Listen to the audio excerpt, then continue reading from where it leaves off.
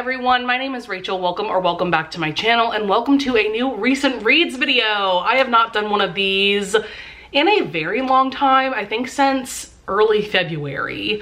So I have like 22 books to discuss today, and because I have so many books to talk about, I thought that I would make this video even more fun by doing a get ready with me style wrap up. So I will be doing my full face of makeup while talking about these books. I thought I might as well make this more of like a tutorial style get ready with me. I might as well walk you through what I'm doing as I'm doing it. So today's makeup I think is gonna be pretty simple. I do want to use this Cosmos palette that I got from Anastasia Beverly Hills a couple months back. I used this in my last wrap up that I did, but I used like this color and a couple of these shades. Today I kind of want to go with a more neutral look. I think I'm going to use like these shades and some of these matte shades for like the crease. I'm going to use, this is my favorite makeup primer ever. I used to be someone who thought that face primers were just like bullshit and you didn't absolutely need them. This primer, however, actually does something. This is the Plump Right Back plumping serum primer by NYX. This has electrolytes, but what's cool about this is that it moisturizes your skin a bit, but it also makes your skin just a little bit tacky so that whatever makeup you put on top of it really sticks and lasts a long time.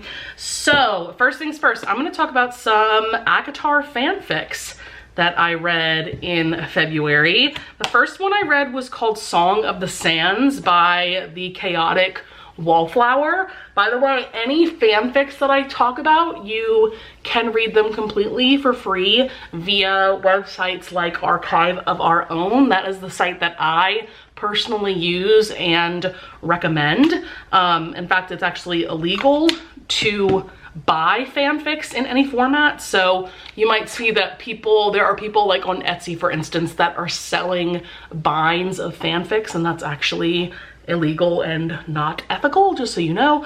So any fanfics I talk about, I will leave the links to them in the description below. So this one was so intense. Okay, this is essentially a fic between Nesta, Cassian, and Azriel.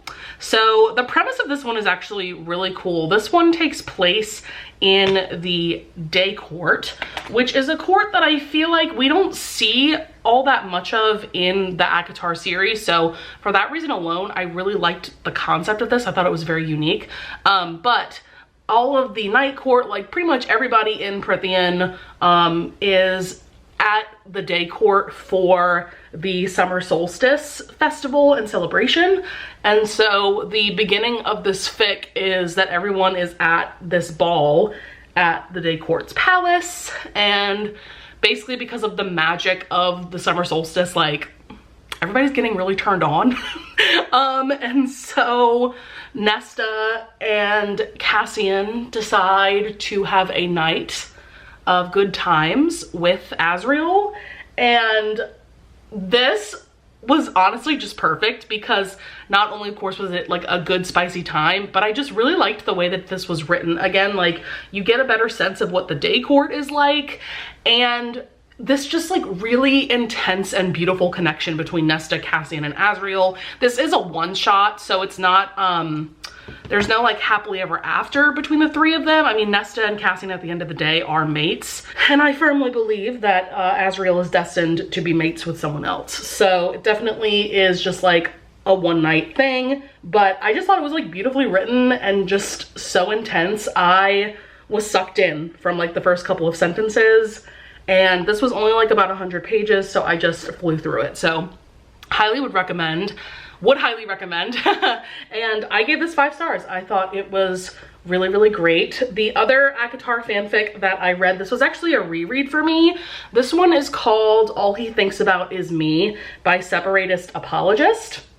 So this is a fanfic that is essentially a rewrite of the last, I don't know, like 20 to 25% of ACOTAR of the first book, where Feyre is now under the mountain with Tamlin and Lucian. She's getting to know Rhysand more, and Rhysand you know, is acting pretty villainous, pretty mischievous.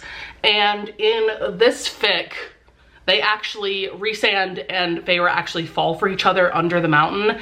And Rhysand is even more like morally gray in this fic. And I love this fic so much. There's a reason why I gave it 5 stars the first time I read it. There is a reason why I wanted to reread it. Like, I just think it's so well done. Definitely a bit unhinged. I also want to point out a content warning for dubious consent, but I just feel like it works so well for this, like I said, even more morally gray Rhysand, and they're under the mountain. It's a desperate situation, and like Rhysand is even more possessive than he is in the regular ACOTAR series. Like, it's so good. By the way, I am using the e.l.f.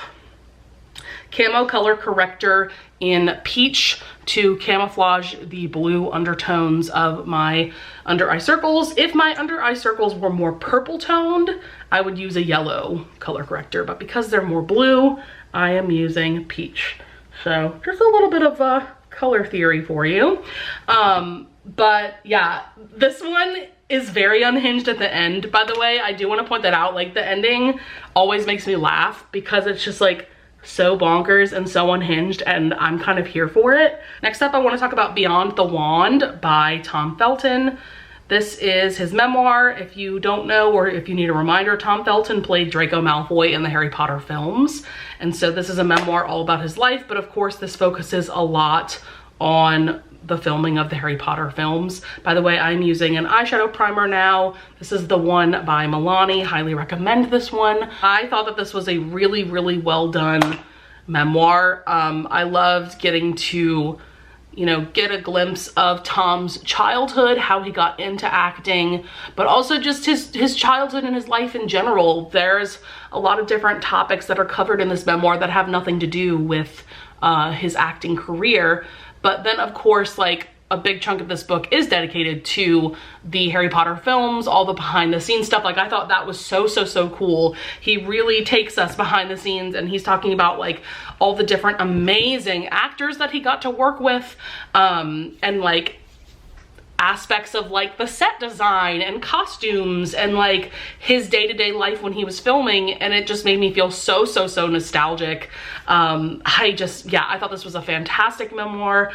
The audiobook is narrated by Tom himself, and I thought that he did a really great job with the narration. I would highly recommend going the audiobook route if you decide to read this book. Next up, I want to talk about Mafia Virgin. This is book 5 in Mila Finelli's Mafia series. There is a specific name for this series. Is it The Kings of Italy, I think?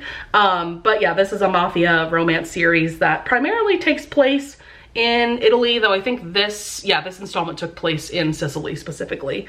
But this is an arranged marriage, more like a forced marriage romance between Giacomo, who is now the mob boss of his specific part of the mafia in Sicily, and then Emma, who is the sister of the heroines from the earlier books of the series. So the heroine from the first 2 books, because that's a duet, and then Mafia Madman as well. So basically the big mafia boss who oversees all of these mafia groups that we've seen throughout this series, he is demanding that Emma and Giacomo get married to, you know, make an alliance between a couple of these smaller mafia groups, basically to make peace. And he also is forcing the 2 of them to have a child within like, or to get pregnant within like 6 months of getting married. And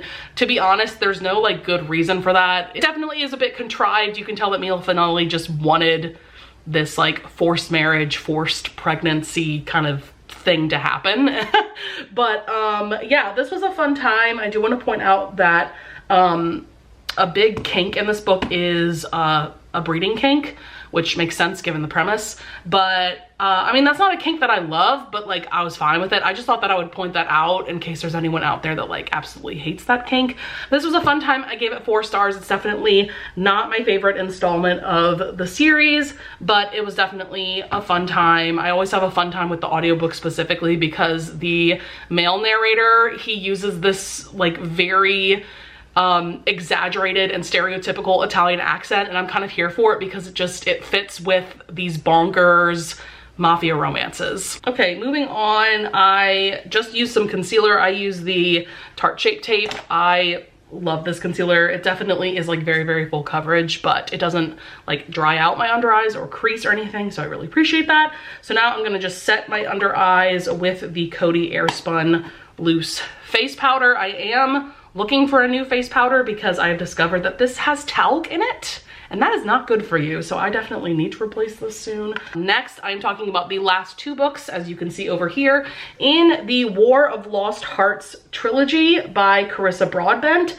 This is an epic, epic, epic fantasy romance trilogy. I would say it leans more towards fantasy with a romance as opposed to fantasy romance, because while the romance in this is very important and integral to the plot, the fantastical elements, I would say, take more of the spotlight, especially in these last 2 books. Whereas in book 1, the development of the romance was a bit more important because Max and Tasana were falling for each other in that first book. Whereas in these 2 books, we've got like wars going on. Yes, multiple wars going on. It's very crazy. So I did want to point that out, but just know the romance in this is beautiful and stunning, and like, I don't know that I'll ever get over it. Like, Max and Tasana are my babies now. I am going to start with like these shades to build up the crease of my eye.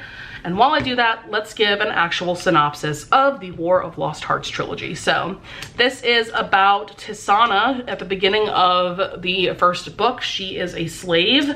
She has saved up a bunch of money to buy her freedom from the man who owns her.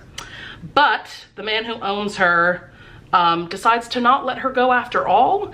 And so a confrontation ensues between the 2 of them, and Tasana's magic manifests, and she ends up accidentally murdering this man. But you know what? Good riddance, because he's a piece of shit anyway. And so this gives her the opportunity to run away, and her goal is to go find these orders, which are an organization of magic wielders in a different country. And so then the catalyst for this plot is she finds these orders. You know, she does have magic abilities, so they accept her. And she is assigned to Max, our hero, to be mentored by him. But he does not want to be a mentor to anyone. He just wants to live out the rest of his life in peace.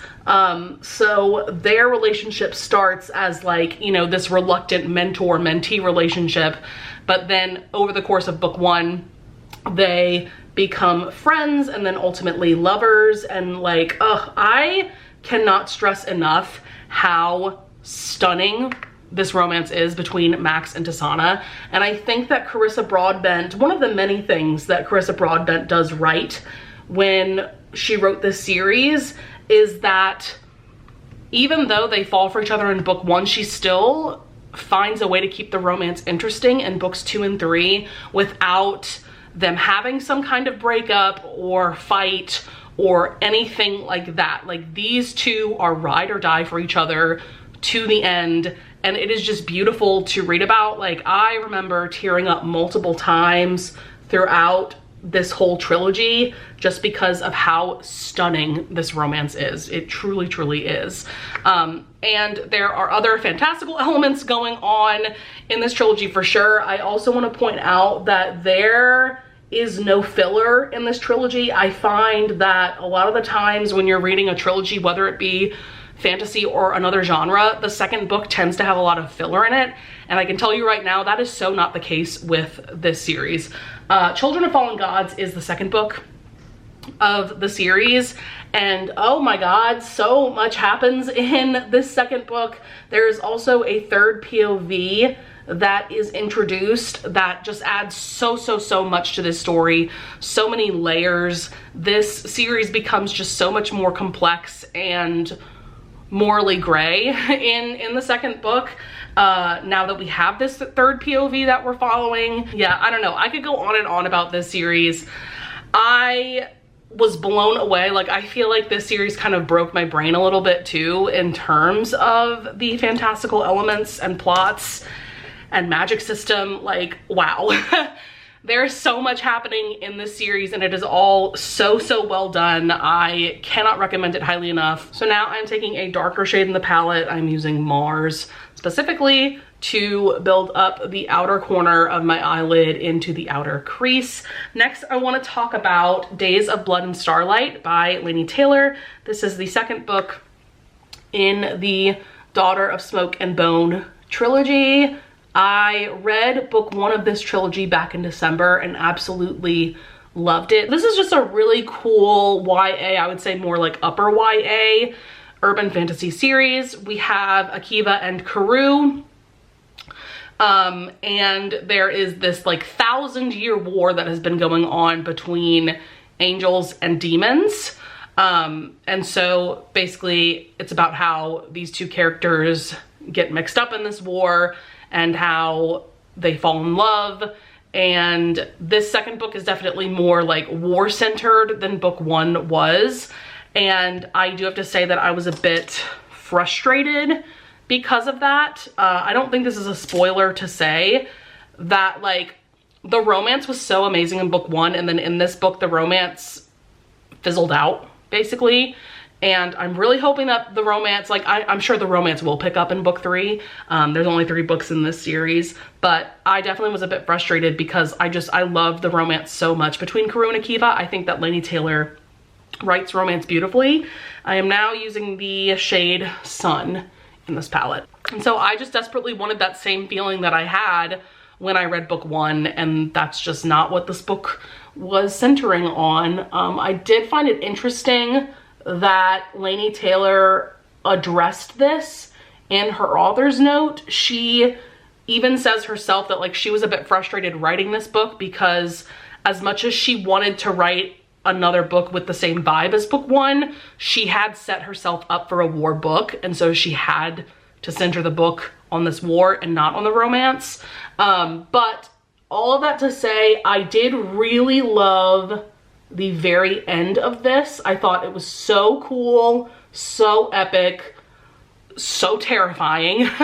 So I'm very excited to see how the third book is going to turn out. Next up, I want to talk about the Shepherd King Duet by Rachel Gillig. This is a series that came highly recommended by Tori from Novel Life, and I am so glad that I watched this video of Tori raving about this series, because I don't think I would have picked up this duet as soon as I did had I not gotten that recommendation. But this, oh my god, y'all, this is totally like, the vibes are immaculate. Oh my god. This is a gothic fantasy duet with 2 romances, and I truly loved both romances, but just know that the romances are not the focus of the story. The focus of the story is definitely more about like the fantastical elements going on. So this magic system is really cool. Basically, there are these magic cards. They're known as Providence cards. They seem to look like tarot cards, which I think is really cool. So basically anyone can wield these cards, but they are typically owned by members of nobility and the royal family. And so there are like 12 different types of Providence cards that all hold a different type of magic.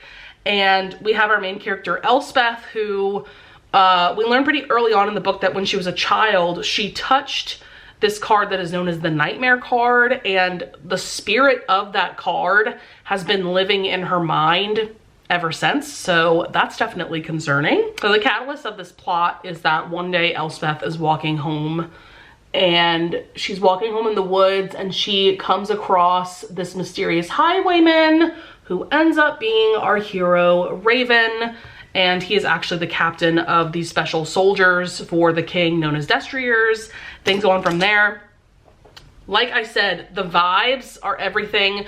This Kingdom of Blunder. There's a very gothic and eerie feel to this kingdom, especially because there is this mist that has been spreading year after year. It reminds me of the Shadowfold in the Grishaverse by Leigh Bardugo. And like if you get caught in the mist without like a special like charm, you will like go crazy and like die. Like it's crazy. I'm gonna go into this shade a little bit. This is Eclipse because I want the outer corner to be a little bit darker. I just love this magic system of these Providence cards and how they play a role in the development of the plot of this series. And it's just so cool. Like I said, there's definitely an eerie feel. There are like, I would say like horror elements almost in this series as well. Like things definitely get really creepy at points, and like, I don't know, this was just a really cool series. I feel like this is a really great series and duet to read if you're someone that doesn't typically read fantasy, because the magic system is really easy to understand. The fantastical elements are really cool and interesting, but not like so overwhelming that they're hard to understand. I could go on and on about this duet, but I gave both of these books 5 stars. I really liked the audiobooks as well. I thought the narrator did a really good job of bringing this story to life. So next I want to talk about some Cassandra Clare rereads that I did recently. So I reread City of Lost Souls, which is book 5 in her Mortal Instrument series. And then I also reread Clockwork Princess, which is the 3rd and final book in her Infernal Devices trilogy. So City of Lost Souls, I like this installment. I don't love it. I definitely think in the Mortal Instrument series, City of Fallen Angels, which is book 4, and then this book, which is book 5, are the weakest installments in my personal opinion. I actually enjoy the first 3 books of this series more than these books. And then City of Heavenly Fire I absolutely love. I'm very much looking forward to rereading that book very soon. But yeah, like this is a decent installment, but it's not my favorite. I feel like this book focuses a lot on like different relationships that are going on between the different characters and just like relationship drama. So, I mean, that's definitely going to be more entertaining, I feel like, for younger readers. I mean, I don't know. I love relationship drama though, but for some reason in this installment, in this series, like I just like didn't love it. So then I reread Clockwork Princess, like I mentioned. This, I'm pretty sure, is my favorite Cassandra Clare book. Like I said, this is the 3rd and final book in her Infernal Devices trilogy, which takes place in London in 1878. Definitely has a very different vibe than the Mortal Instruments series, which takes place in 2008 in New York City. I will always love this cast of characters, like the entire cast of characters. All of the side characters are some of my like absolute favorite Cassandra Clare characters. I adore them so much. The love triangle between Will, Jem, and Tessa is truly one of the best, if not the best, love triangles I've ever read. I'm not usually someone who absolutely loves love triangles. Like, I'm kind of indifferent about them, but the way that Cassandra Clare wrote this one is just like immaculate. So well done. If you've read this book, you know how devastating and beautiful and perfect that epilogue is. I will never recover from it. And yeah, like this is just such a special series to me. It, you know, it is historical. It has a steampunk vibe to it, which is really cool. Like I said, the romance is fantastic. There's also side romances that I am absolutely obsessed with. I truly think that you could just read this trilogy on its own. You definitely don't need to read Cassandra Clare's other books to enjoy this series. It is just like top tier for me. I think it will always be one of my favorite series of all time. I'm gonna use a bit of this ColourPop Super Shock highlighter in the shade Lunch Money. This is just a beautiful, super shiny shade. I'm gonna use this in the inner corner of my eyelid to get a little bit of extra shine there. Next up, I want to talk about Beginning and End by Might Be Writing. This is a Hermione fanfic, so this is centering around Draco Malfoy and Hermione Granger.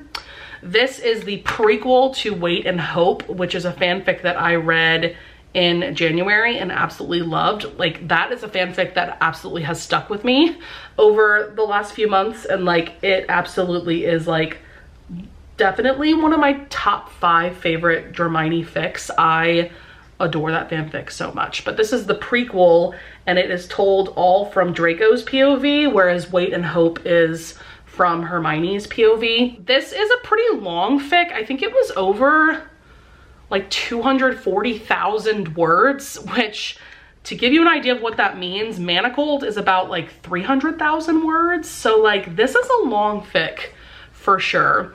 Definitely took me a long time to read, but I was also reading other books while working my way through this fic. So this, like I said, is the prequel to, now Wait and Hope is a marriage in trouble story. And it also centers around the fact that Hermione is suffering from amnesia and she doesn't remember anything from her and Draco's relationship. And in that fic, like, they have now been married for like a year or so. And so then in this prequel, we're seeing the development of their relationship, how it developed over like, I want to say like 4 or 5 years. This one I ended up giving 4 stars. I did really enjoy it, but I don't think that it's a must read like Wait and Hope is. Like, Wait and Hope to me is top tier. This one, I think you'll definitely enjoy it if you loved Wait and Hope like I did, but I just like don't think it's a must read. I felt like the pacing was kind of slow at times. I'm not convinced that it needed to be as long as it was, but there are some really cool things going on that I haven't seen in other Hermione fics. For instance, Hermione helps Draco to conjure his own Patronus charm. And then there's also like a big part of the story is how he's dealing with his parents post-war. And, you know, given that Hermione is a Muggle born, he knows that his parents would never approve of their relationship. So like, that's a big part of this story as well. And I haven't read that in other Hermione fics. Usually like his parents are kind of out of the picture for whatever reason. Okay, I did use some of the darkest shade, which is Dark Matter, to line my upper lash line. All right, next up I want to discuss Bride by Ali Hazelwood. This is her newest release, and this is her first paranormal romance. So I was definitely really excited going into this book. By the way, a few of the books that I just talked about, including this one, were featured in a reading vlog that I put out a couple of weeks ago. So you can definitely check out those vlogs if you want even more like in-depth thoughts about these books. But yeah, like I said, this is a paranormal romance. We have Misery, who is a vampire, and we have Lo, who is a werewolf. This takes place in a world where humans, vampires, and werewolves coexist, but there has been a feud between the vampires and werewolves for like probably thousands of years at this point. And so this arranged marriage is put together between Misery, who is the daughter of a vampire councilman, and then Lo, who is the alpha of this werewolf pack. So that there can be an alliance between the vampires and werewolves, and maybe there can finally be peace between these two species. And so I really enjoyed this. I gave it 4 stars. It's definitely not my favorite Ali Hazelwood book, but I think she did a really good job with writing a paranormal romance. Like, I'm very interested to see if she writes more books in this world. I think there was definitely a setup for at least one other book in this world. And I loved the dynamic between Misery and Lo, because I don't know that I've ever read a paranormal romance where the heroine was the vampire. I thought that was really cool. I definitely want to read more romances between like vampires and werewolves. I feel like most romances like this I've read, like one of the characters is a human, but I definitely want to read more romances like this between paranormal species, if that makes sense, you know? But yeah, I really enjoyed this, and as always, I'm looking forward to whatever Ali Hazelwood comes out with next. All right, I think I just have a few more books to talk about. Next, I do want to briefly mention that because I read Beyond the Wand by Tom Felton, I've just been in this Harry Potter era. I recently rewatched all of the films, and now I am rereading all of the books. So I reread Sorcerer's Stone, and I'm almost done with my reread of Chamber of Secrets. I mean, this is just such a nostalgic series for me and for so many people. And like, yes, J.K. Rowling is kind of the worst, but like, this is just the mood that I'm in right now. I just want to be rereading these books and I want to be back in this world. So yeah, having a fun time with that. I also reread Archer's Voice by Mia Sheridan. This is actually, I'll show you guys real quick. This is a really beautiful special edition that Forever came out with. Look at this cover. Oh my God. And like the naked hardback is like next level stunning. Like, oh my God. Oh my God. Because I think this book recently like hit like either its 5-year anniversary or its 10-year anniversary. So yeah, that's why they came out with the special edition. There's also sprayed edges and like, this is just so pretty. But I read this book for the first time back in 2021 and oh my God, this book kind of became my personality after I read it. I was absolutely obsessed. This is just such a beautiful and epic small town romance between Archer, who is mute, and he lives in this small town called Pelion, and then Bree is our heroine. She comes to live in Pelion to basically escape her past. And so what ensues is just like the most beautiful and sweet small town romance that has an epic feel somehow.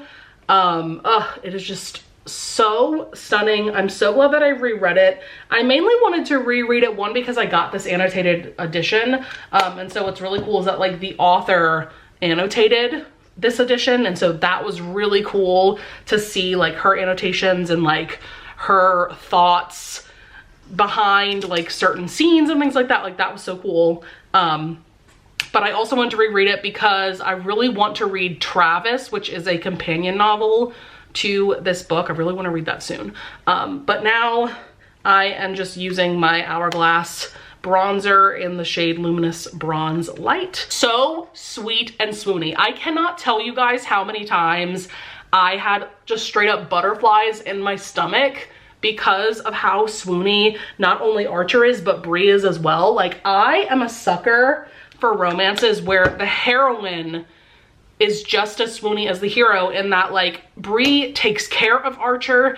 She constantly shows how much she cares for him through like acts of service and just spending quality time with him, and just like, it's so sweet. Like there's this one scene where she like gives him a haircut, for instance, and it's just so amazing. And like the way that these two fall for each other, it is just incredible. It is absolutely next level. I could go on and on and on about it.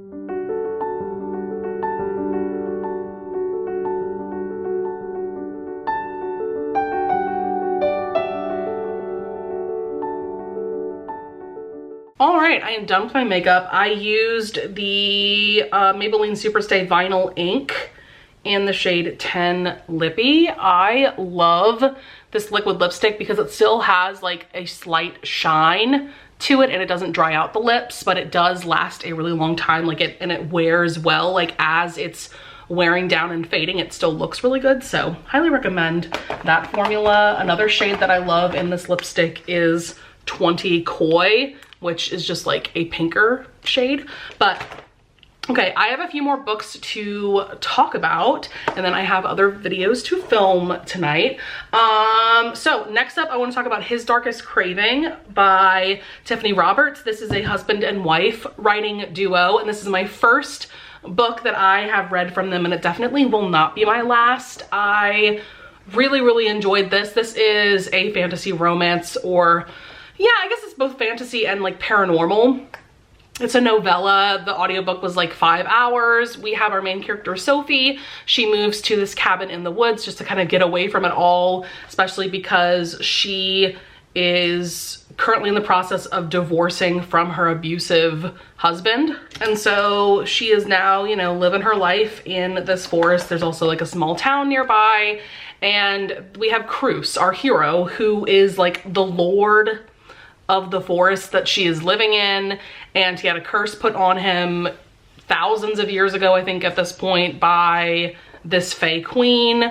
to where he is like cursed to like watch over this forest for all eternity, and he'll never have like a corporeal form like all the time. He only has a corporeal form around like Halloween. So this is their romance, and I thought it was beautiful and definitely very sexy. But just like a really cool concept. I gave this 4 stars. I really enjoyed it. Definitely would highly recommend it. And I'm looking forward to reading more from this author duo because I've heard that this isn't one of their best books. So I'm very excited to read some of their better works as well. I also read a novella by Alexandra Vasti. It's called In Which Margot Halifax Earns Her Shocking Reputation. This is book 1 in this little historical romance novella series. This was our book club pick for the Blushing Bluestocking Society. This is a historical romance book club run by myself and my very good bookish friend Lisa from Remarkably Lisa. We very recently had our live show discussion about this novella. It's very short. The audiobook was like 3.5 hours. I found the audiobook on Hoopla, and you can find all of these novellas on Kindle Unlimited if you're interested. But this is like a brother's best friend romance, which is fun. And Margot has a twin who has eloped with this Marquis. And so Margot wants to go after her sister, basically to make sure that she's safe and that she wants to marry this man of her own volition. And she doesn't really trust this man that she's marrying. And so she ropes Henry, who is her brother's best friend, into going on this road trip with her to find her sister. And this one was a fun time, definitely like spicier than I thought it was gonna be. I expected this to be like a really sweet and cute romance. And it is sweet and cute and funny at times, but it definitely focuses more on like their physical relationship than I would have assumed going into it. And so because I didn't really like fully feel their emotional connection, like I wasn't fully invested in their emotional romance. So for that reason, I gave this 4 stars. It wasn't a perfect book for me by any means, but I did really enjoy it. And I am looking forward to reading the other 2 novellas in this series, especially the next one, because the next one is centering on her twin.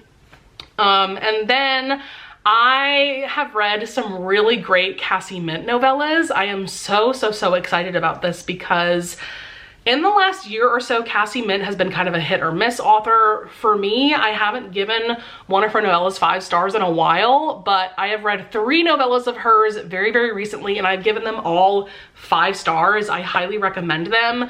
My favorite that I read recently, I think, is Kissing Lessons. This one is about our heroine who is in college, and she is being tutored by our hero, who is a TA. And once our hero realizes that our heroine really doesn't need tutoring, they kind of decide to have lessons of a more scandalous sort. And this was just a really fun time. Cassie Mint's romances are just so sweet and sexy, and they will give you that burst of serotonin that you need. This one was just so great. But I also really loved Dear Hattie. This one is more of like an office rivals to lovers romance. I loved the hero in this one, how he just wanted to get under the heroine's skin all the time, and he just like teased her a lot. And yeah, like their dynamic was really fun, especially because Cassie Mint usually writes more like grumpy heroes that turn out to be really sweet, whereas this hero is more like mischievous and flirtatious. And so that was really fun to read from Cassie Mint. And then I also read I Spy. This one has a fun premise as well. Basically our heroine is being forced to work for her uncle, and while she's at her desk, she looks out the big window across from her, and there is this construction crew working on some scaffolding right outside. And she starts playing this game with one of the construction workers where they just like stare at each other all the time. And there's definitely some chemistry, some tension between them.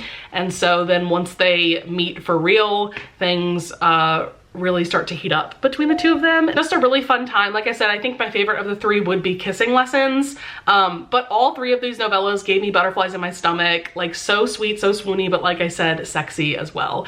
So that is going to be it for this very long recent reads video. I hope that you guys enjoyed this. Leave me a comment down below with the green heart emoji if you made it this far in the video. I would also love it if you would leave a comment if you want to discuss any of the books that I brought up in this video. If you want to recommend books either to myself or to other people watching this video, that would be amazing as well. And as usual, I would love it if you would leave a like and subscribe, and I thank you so much in advance if you do. And with all of that being said, I will see you guys in the next video. Bye!